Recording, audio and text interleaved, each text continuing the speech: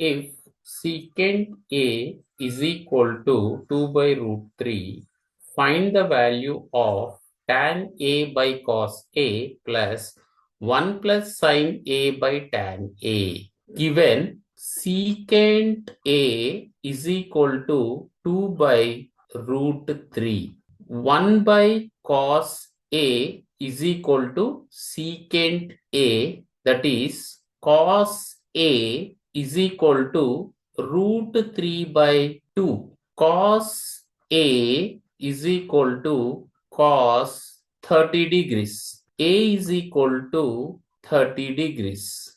Tan A divided by cos A plus 1 plus sin A divided by tan A is equal to tan 30 degrees divided by cos 30 degrees plus 1 plus sin 30 degrees divided by tan 30 degrees is equal to tan 30 degrees is equal to 1 by root 3 divided by cos 30 degrees is equal to root 3 by 2 plus 1 plus sin 30 degrees is equal to 1 by 2 divided by tan 30 degrees is equal to 1 by root 3